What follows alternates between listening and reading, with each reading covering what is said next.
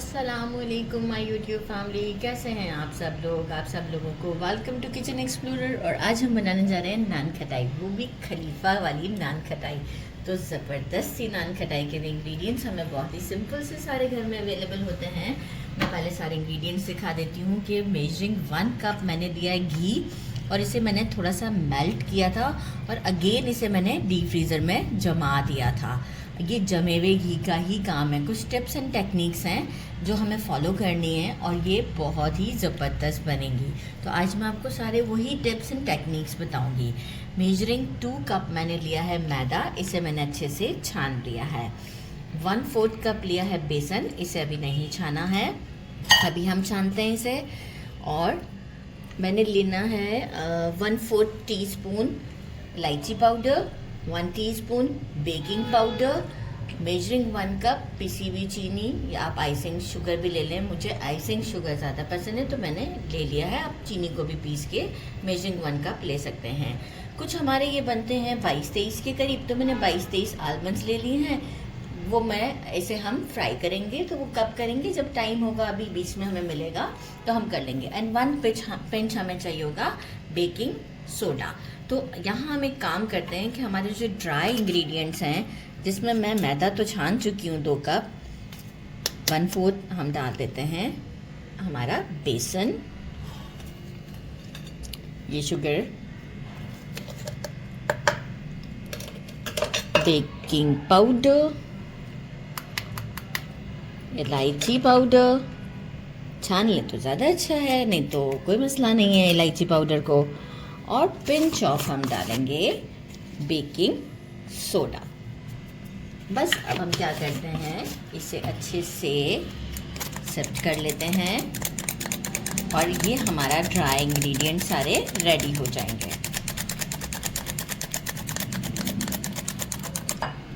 ये मैंने इसे छान लिया है, इसे अब हम कर देते हैं साइड पर, राइट। और ये जो हमने लिया है घी, इसे मैं एक बोल में निकाल लेती हूँ। जमा हुआ है काफ़ी, थोड़ा आराम से निकालती हूँ मैं इसे इस तरीके से ब्रेक करते हुए। देखिए जमा हुआ है ना, और हम इसे अच्छे तरीके से फेंटते हैं जब तक कि थोड़ा सा फ्लफ़ी ना हो जाए।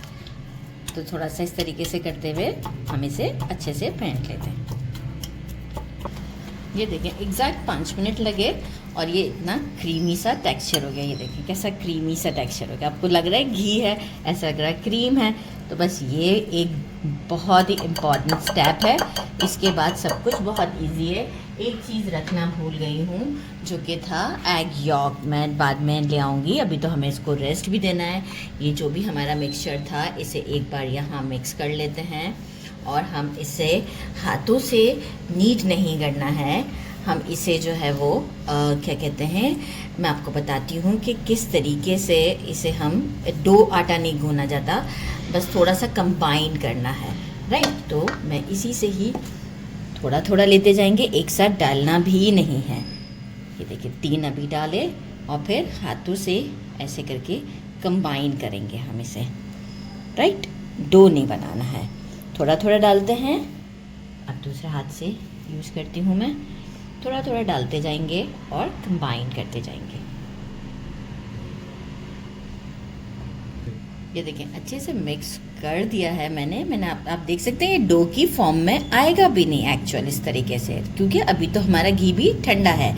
अच्छा ये देखें इस तरह की कंडीशन होगी इसकी, राइट, इस तरह की।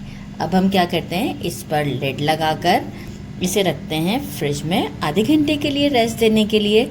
और इसके बाद हम इसे एक दफ़ा फिर इस तरीके से करके फिर इसकी हम नान खटाई बनाते हैं। तो बस ये हमारा रेडी है। थोड़ा सा कंबाइन कर देते हैं इस वक्त भी इसे, और लिड लगा कर रख देते हैं। छोटा सा फ्राइंग पैन ले लिया, 1 टेबलस्पून घी लिया है। स्लो फ्लेम पर हम इन आलमंड्स को 2 मिनट तक के लिए रोस्ट करेंगे, इससे ज़्यादा नहीं। बस 2 मिनट के बाद हम इसे निकाल लेंगे, और जब तक हमारा जो डो हमने रेडी किया है उसे भी रेस्ट मिल जाएगा। आफ्टर 2 मिनट्स के बाद मैं आपको डायरेक्ट शो कर देती हूँ। हमारा अच्छे से देखें सेटल हो चुका हुआ है। अब यहाँ पर आप देखें कि जैसे भी हम इसे शेप देंगे ये शेप में आ जाएगा। मैंने एक परफेक्ट मेजरमेंट के लिए ये साइज़ ले लिया है, इसे मैं हाथ पे रखती हूँ ताकि जो है वो सारी इक्वल बनेंगी हमारी। थोड़ा थोड़ा लेते जाएंगे और इसे अच्छे से मैं फिल कर देती हूँ। गुड इनफ है, राइट। अब इसे हम खाली कर लेते हैं। बाकी अब हम इसे शेप दे देते हैं नान खटाई का, इस तरीके से प्रेस। ये इसलिए मैं कर रही हूँ, आप चाहें तो डायरेक्ट भी हाथ से कर सकते हैं, मैं इसलिए कर रही हूँ ऐसे कि एक ही जैसी बनेंगी और एक ही जितनी बनेंगी। अच्छा, इस मोमेंट पे एक आलमंड लूँगी जो मैंने रोस्ट किया हुआ है और इसे प्रेस करूँगी। ये इसी वक्त करना है, एंड में नहीं होगा ये काम। ये हो गया, थोड़े से क्रैक्स आ रहे हैं, ये अच्छा है।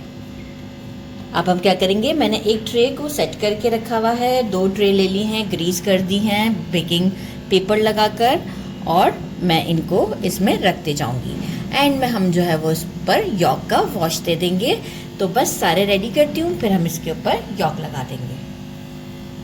प्रोटीन रेडी की है और एक एग यॉक लिया है, इसे अच्छे से विस्क कर लिया है, एग वाइट नहीं है इसमें। और अब हम इसे इस पर ब्रश कर देते हैं अच्छे तरीके से सब पर, ताकि जब हम इसे बेक करेंगे। अच्छा, अवन को मैंने 180 डिग्री सेल्सियस के ऊपर जो है वो हाफ एन आवर के लिए प्री हीट किया है। बस ये सब पे लगाते हैं और इसे अवन में डालते हैं। जब हम अवन में डाल देते हैं फॉर 25 to 30 मिनट्स, और इसके बाद हम इसे, अगर मार्क्स मैं नीचे से अवन स्टार्ट किया हुआ है, अभी नीचे वाला स्टोव है, अगर के ऊपर से गोल्डन नहीं हुआ तो फिर मैं इसे 1 मिनट के लिए ऊपर का स्टोव ऑन करके गोल्डन मार्क दे दूँगी। आफ्टर 30 मिनट्स मिलता है। सारे हमारे रेडी हो चुके हुए हैं। अच्छा, मैं इसे क्या किया, काउंटर पे लाने के बाद 15 मिनट का रेस्ट दे दिया। आप फ़ौरन टच करेंगे ना, देखें कैमरा मैन ने फ़ौरन टच कर दिया था, तो ये जो है वो हमारा सॉफ्ट ही होता है उस वक्त। इसके बाद आप देखें कि जब वो बिल्कुल 15 मिनट हो जाएंगे फिर ये बिल्कुल हार्ड हो जाती हैं। तो हम आपको एक तोड़ के दिखाते हैं, ये देखें, ज़बरदस्त सी हमारी नान खटाई। इसे हम ट्राई करते हैं। बिस्मिल्लाहिर्रहमानिर्रहीम।